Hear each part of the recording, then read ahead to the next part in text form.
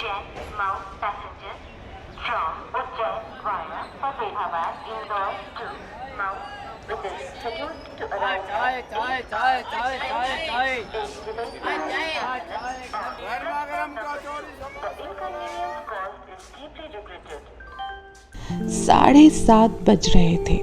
विनय अपनी ट्रेन राजधानी एक्सप्रेस के फर्स्ट एसी के 2A कंपार्टमेंट सवार हुआ था। अधिकांश भारतीयों के लिए इसमें सफ़र करना एक अलग अनुभूति का विषय था। ट्रेन के डिपार्चर में 5 मिनट बचे थे, तभी एक महिला उनके कंपार्टमेंट में दाखिल होती है।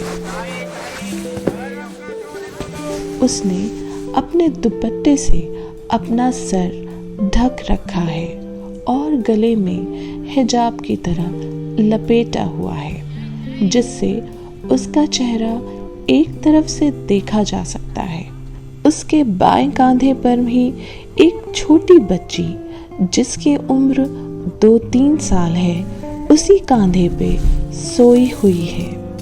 उसके बाएं कांधे पर ही एक बैग भी लटका हुआ है। एक सूटकेस भी उसने संभाला हुआ है, जो शायद किसी भी वक्त उसके हाथ से छूट सकता है। उसको ऐसी हालत में देखकर विनय उसकी मदद के लिए कूद पड़ता है। एक आदमी के लिए भी इतना सब कुछ संभाल पाना मुश्किल हो सकता है। जिस अपनेपन से विनय मदद के लिए आगे बढ़ा था, उतनी ही मीठी आवाज में रोशनी ने कहा, शुक्रिया। उसकी आवाज भी उसी की ही तरह खूबसूरत थी। विनय ने सूटकेस लेकर बर्थ के नीचे रख दिया। तब तक रोशनी अपना पर्स उसी बर्थ पे रख देती है जहां विनय बैठा हुआ था, और वो दूसरी सीट पर सोई हुई बच्ची को लिटा देती है और खुद भी उसी के पास बैठ जाती है। अपना दुपट्टा गले से निकालकर बच्ची को उड़ा देती है। उसे इस तरह देखकर विनय के मन में एक सवाल जन्म लेता है कि इसकी बच्ची है, पर इसकी उम्र इतनी लगती नहीं और आवाज भी कितनी मीठी है। विनय ये सब सोच रहा होता है कि तभी उसके कानों में रोशनी की शहद भरी आवाज रस घोल देती है और वो अपनी सोच की दुनिया से बाहर आ जाता है तो देखता है कि रोशनी उससे पानी के लिए रिक्वेस्ट कर रही होती है। विनय फौरन से अपनी पानी की बोतल उसके हाथ में दे देता है, जिससे एक पल के लिए रोशनी का हाथ विनय के हाथ से स्पर्श होता है, जिससे विनय के पेट में तितलियां सी उड़ने लगती हैं। रोशनी एक बार फिर अपनी मिश्री सी आवाज में शुक्रिया अदा करती है। विनय की नज़र रोशनी के हाथ पे जाती है। उसकी गोरी गोरी कलाई ऐसे लग रही थी जैसे मानो रेशम हो, पर तभी विनय की आंखें फटी की फटी रह जाती हैं जब उसका ध्यान उसकी कलाई पे पड़े एक जले हुए निशान पर जाता है। रोशनी को जैसे ही महसूस होता है कि विनय उसके निशान की तरफ देख रहा है, वो झट से अपनी कुर्ती की बाह नीचे करके उसको ढक लेती है। उसके ऐसा करते ही विनय इधर उधर देखने लगता है। विनय एक बार फिर सोच में चला जाता है कि क्या ये निशान ऐसे ही मिले हैं या किसी के दिए हुए हैं। विनय सोचता है जिस तरह इसने इन्हें छुपाया है उससे तो यही जाहिर होता है कि ये किसी के दिए हुए हैं। रोशनी पानी पीने लगती है। ना चाहते हुए भी विनय की नज़र उसके गुलाबी होठों पे चली जाती है, जहाँ पानी की एक बूंद उसके होठों से निकलकर उसकी सुराहीदार गर्दन से होते हुए उसके वक्षस्थल पे आकर अटक जाती है और साथ ही साथ विनय की नज़र भी वहीं अटक कर रह जाती है। और अचानक ही विनय का गला भी सूखने लगता है। वो थूक खटकते हुए अपनी सीट पे धप से बैठ जाता है, पर उसकी नजरें अभी भी वहीं जमी हुई हैं। तभी रोशनी अपने रुमाल से पानी की बूंदें पोंछती है, जिससे उसकी कुर्ती का गला आगे से थोड़ा और नीचे हो जाता है और विनय की नज़र भी और नीचे चली जाती है, जहां विनय को फिर से एक वैसे ही निशान देखने को मिलता है, जिससे विनय बेचैन हो उठता है ये जानने के लिए कि आखिर इन निशानों का क्या राज है। पर उसे समझ नहीं आ रहा कि बात शुरू कैसे करें। एक अनजान महिला से उसकी इतनी पर्सनल बात पूछना कुछ ठीक भी नहीं लग रहा था कि तभी रोशनी की मधुर आवाज विनय को उसके ख्यालों से बाहर खींच लाती है। क्या आप थोड़ी देर के लिए मेरी बिटिया का ध्यान रखेंगे? मुझे वॉशरूम जाना है। विनय हाँ में सर हिला देता है। रोशनी अपनी सोती हुई बच्ची को विनय की देखरेख में छोड़कर वॉशरूम चली जाती है। विनय उस बच्ची को बड़े गौर से देख रहा होता है और मन ही मन सोचता है कि इसकी मम्मी तो इतनी गोरी है पर ये वैसी नहीं है, ऐसा क्यों? तभी वो बच्ची करवट लेती है और नीचे गिरने वाली होती है कि विनय उसे संभाल लेता है और सीट के कोने में लिटा देता है और एक पिलो उसकी साइड में रख देता है। ऐसा करते हुए उसने अपनी बहन को देखा था। तभी रोशनी वॉशरूम से वापस आ जाती है, जिसे देखकर विनय वापस अपनी सीट पे बैठ जाता है। रोशनी उससे शुक्रिया कहती है और बैठने ही वाली होती है कि तभी एक झटके के साथ ट्रेन रुकती है, जिससे रोशनी का बैलेंस बिगड़ जाता है और वो गिरने वाली होती है, पर विनय उसे अपनी बाहों में थाम लेता है। ट्रेन में कुछ डिफ़ॉल्ट हो गया था, जिससे उनके डिब्बे की लाइट भी चली जाती है। ट्रेन किसी सुनसान जगह पर रुकी होती है। चांदनी रात थी तो उनकी विंडो से चांद की चांदनी अंदर आ रही होती है। रोशनी खुद को संभालते हुए विनय की बाहों से दूर होने लगती है, पर उसकी कुर्ती का बटन विनय के गले में पड़े लॉकेट में फंस जाता है। रोशनी उसे निकालने की कोशिश करती है, पर नाकामयाब रहती है। विनय उससे इशारे में कहता है कि मैं निकाल देता हूँ। विनय भी कोशिश करता है, पर इस कोशिश में रोशनी की कुर्ती का दूसरा बटन टूट जाता है,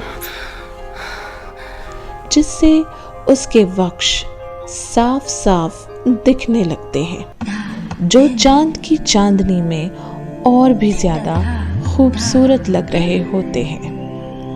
विनय की नज़र उन पर पड़ती है और रोशनी की भी। रोशनी झट से अपना दुपट्टा उठाने जाती है, पर बटन अभी भी विनय के लॉकेट में अटका है, जिसकी वजह से दोनों नीचे गिर जाते हैं। रोशनी नीचे और विनय उसके ऊपर। विनय को तो महसूस होता है जैसे आज अगर वो कुछ और भी मांग लेता तो मिल जाता। इस तरह से गिरने से रोशनी के बाल उसके मुंह पर आ जाते हैं। विनय बड़े ही प्यार से उन्हें हटाता है। रोशनी एक पल के लिए विनय की आंखों में देखती है और दोनों एक दूसरे की आंखों में खो जाते हैं। दोनों के चेहरे बिल्कुल पास पास हैं। तभी ट्रेन में एक और झटका लगता है और इस झटके की वजह से विनय के होंठ रोशनी के होंठों से टकरा जाते हैं, जिससे विनय को रोशनी के होंठ किसी रस भरी जैसे एहसास देते हैं।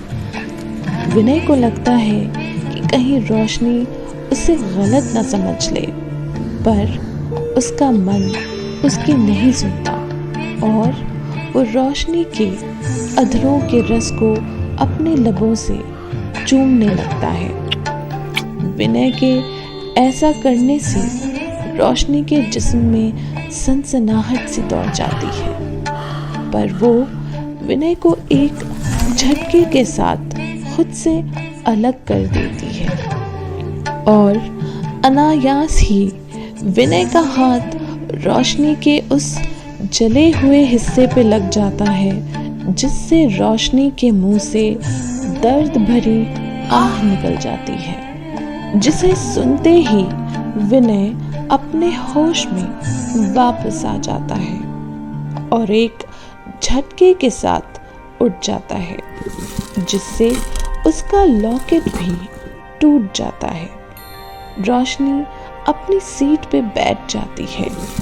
विनय भी अपनी सीट पे चुपचाप बैठ जाता है। दोनों के बीच एक अजीब सी खामोशी छा जाती है।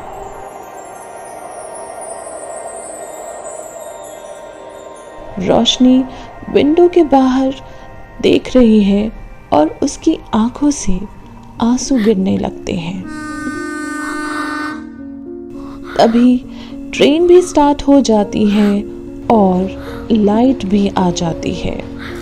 लाइट आते ही रोशनी अपने दुपट्टे से अपनी आंखों की नमी पोंछती है, जिससे विनय का ध्यान उसके आंसू पे आ जाता है। विनय थोड़ी शर्मिंदगी महसूस करता है और उस खामोशी को तोड़ते हुए कहता है, देखिए आप प्लीज रोइए मत, जो कुछ हुआ वो I am sorry for that. मैं एक पल के लिए बहक सा गया था, प्लीज मुझे माफ कर दीजिए। रोशनी विनय की तरफ देखकर कहती है कि आप क्यों सॉरी बोल रहे हैं, आपकी कोई गलती नहीं।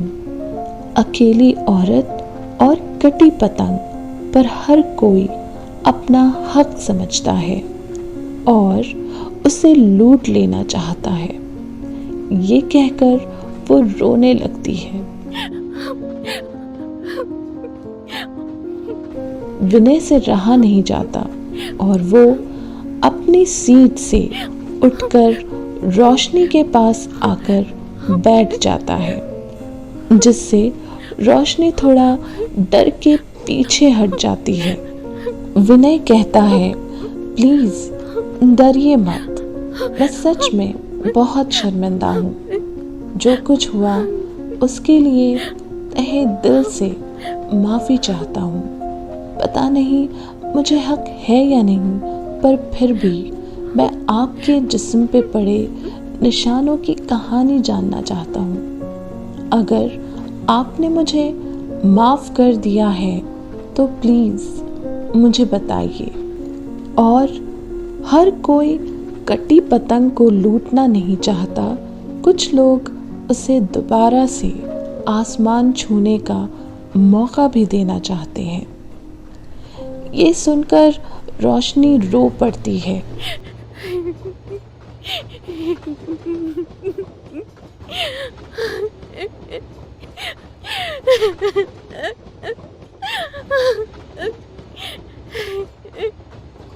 और उसकी आंखों से अश्रुधारा ऐसे बह निकलते हैं जैसे उसने अपनी आंखों में आंसुओं का समंदर न जाने कब से रोक रखा हो। फिर विनय कहता है, देखिए, मैं अभी तक आपका नाम तक नहीं जानता, पर न जाने क्यों आपसे एक जुड़ाव महसूस कर रहा हूँ, इसलिए आपके दर्द का भागीदार बनना चाहता हूँ। अगर आप मुझे इस लायक समझें तो। ये सुनकर रोशनी अपने आंसू पोंछते हुए कहती है, आप क्या, मैं खुद भी नहीं जानती कि मेरे माँ बाप ने मुझे क्या नाम दिया था, पर दुनिया मुझे जिस नाम से जानती है, पुकारती है, वो है रोशनी। बस नाम की ही रोशनी हूँ। ऊपर वाले ने मेरी जिंदगी में अंधेरों के अलावा कुछ नहीं लिखा। मैं जो बताने जा रही हूँ वो सुन के शायद आप जो भी मुझसे इतनी हमदर्दी दिखा रहे हैं, मुझसे नफरत करने लगेंगे। मेरी सच्चाई ये है कि मैं एक कोठे वाली हूँ।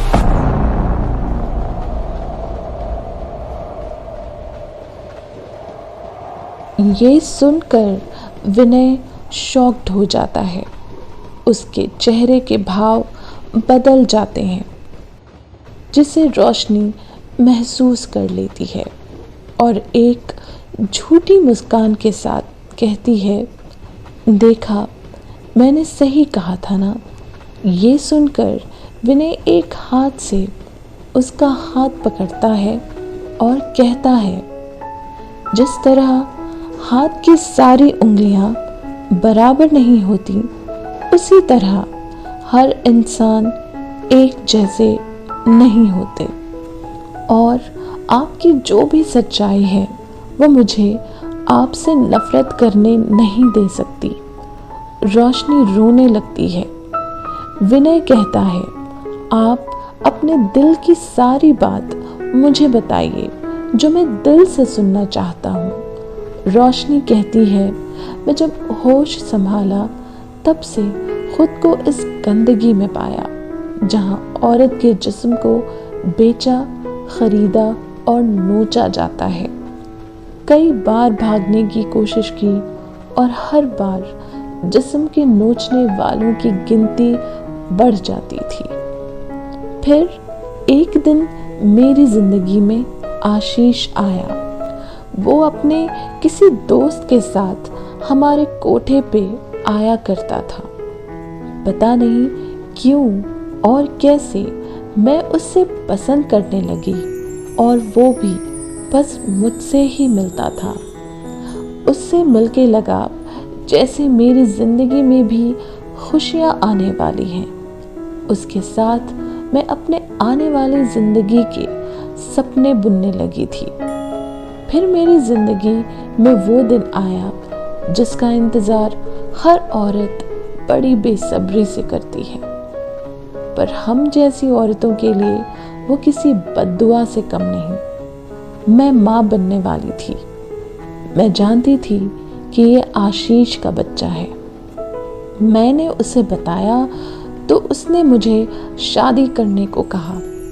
मुझे एक पल को लगा जैसे मैं कोई सपना देख रही हूँ, पर वो हकीकत थी।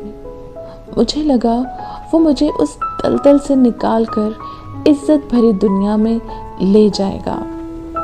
कैसे भी करके मैं उसके साथ वहाँ से भाग निकली और अपने साथ वहाँ से एक बड़ी रकम भी ले ली थी। मैं बहुत खुश थी। ये उसी की बच्ची है। शुरुआत के कुछ महीने बहुत अच्छे निकले। फिर धीरे धीरे आशीष का बर्ताव बदलने लगा। वो रोज दारू पीकर आता तो मुझसे किसी न किसी बात पे लड़ाई करता। कोई काम नहीं करता था। जो पैसे मैं लाई थी वो भी ख़त्म होने को आ गए थे। एक रात मैं उसका इंतज़ार कर रही थी। वो अपने किसी दोस्त के साथ आया, ऐसा उसने मुझसे कहा। पर बाद में जब वो मेरे कमरे में आया तब मुझे पता चला कि उसने मुझसे उस रात के लिए उसे बेच दिया था। मैं रोती रही, गिड़गिड़ाती रही, पर उन दोनों में से किसी ने नहीं सुनी। पूरी रात वो आदमी मुझे नोचता रहा। फिर तो ये किस्सा हर रात का हो गया। एक दिन जब मैंने उसका प्रतिरोध किया तो उस दिन उसने मुझे ये निशान तोहफे में दिए। विनय उसके हाथ का वो निशान देखता है और उसकी आंख से एक आंसू उस पर गिरता है। रोशनी विनय के इस रूप को देखकर विनय के साथ थोड़ी कंफर्टेबल हो जाती है। रोशनी कहती है, रूही के होने के बाद तो उसे जैसे कोई हुक्म का इक्का मिल गया हो। मैं जब भी उसकी बात मानने से मना करती तो वो मुझे रूही को भी इस दलदल में ढकेलने की धमकी देता और मैं बेबस हो जाती वो सब करने को जो वो चाहता था। पर एक दिन जब मैंने उससे अपने किसी दोस्त से बात करते हुए सुना कि वो रूही को उसके हाथ बेचने जा रहा है, तो मैं कैसे भी करके बड़ी मुश्किलों से खुद को और अपनी बच्ची को उसके चंगुल से निकाल लाई। बस अब अपनी बच्ची को लेकर कहीं ऐसी जगह चली जाना चाहती हूँ जहाँ कोई मेरा नाम तक न जानता हो। ये सब कहकर रोशनी विनय के कांधे पर सर रखकर रोने लगती है। विनय धीरे धीरे से अपने हाथ से उसका चेहरा उठाता है, बड़े ही प्यार से उसकी तरफ देखता है और उसकी पेशानी चूमता है और कहता है, क्या तुम एक अजनबी पर भरोसा करोगी? तुम जिस दुनिया में जाना चाहती हो मैं तुम्हें वहां ले जाना चाहूँगा, अगर तुम्हें मुझ पर यकीन हो। मैं जानता हूँ इंसान एक बार धोखा खाने के बाद पूरी दुनिया को धोखेबाज समझने लगता है, पर जब तक जिंदगी है हमें जीना चाहिए और मैं तुम्हें तुम्हारे सपनों की दुनिया देना चाहता हूँ। रूही को अपना नाम देना चाहता हूँ। ये सुनकर रोशनी एक पल के लिए विनय को बड़े गौर से देखती है। उससे इस तरह अपनी तरफ देखते हुए विनय कहता है, जानता हूँ तुम यही सोच रही होगी कि पहली मुलाकात में ही मैं तुम्हें ये सब कुछ कह रहा हूँ। तो रोशनी कभी कभी किसी को समझने के लिए पूरी जिंदगी कम पड़ जाती है और कभी कभी कुछ पल ही काफ़ी होते हैं। मैं वादा करता हूँ तुम्हें इतना प्यार दूंगा कि तुम्हारे जिस्म के ही नहीं तुम्हारी रूह पे पड़े घाव भी भर जाएंगे। बस अपनी ज़िंदगी को और मुझे एक मौका दो। ये कहते हुए विनय उठता है और अपने घुटनों पे बैठकर अपना हाथ रोशनी की तरफ बढ़ाता है और कहता है, क्या तुम मेरा हाथ थामकर मुझे मेरी ज़िंदगी को एक नए मायने दोगी? क्या तुम अपने हृदय में मुझे थोड़ी सी जगह दोगी? हदरिका। ये सुनकर रोशनी विनय को प्रश्न भरी नजरों से देखती है तो विनय कहता है, सही सुना तुमने, आज से तुम्हारा नाम रोशनी नहीं हाद्रिका है।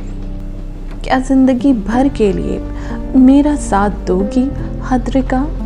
रोशनी कुछ सोचते हुए अपने कांपते हुए हाथ विनय के हाथ पे रख देती है और विनय उन हाथों को अपने दोनों हाथों से थाम लेता है और हाद्रिका खुशी के आंसू लिए विनय के सीने से लग जाती है। विनय भी पूरे प्यार से उसे अपनी आगोश में ले लेता है। इस तरह रोशनी यानी हाद्रिका की अधूरी जिंदगी को नया आयाम, नई उड़ान मिलती है।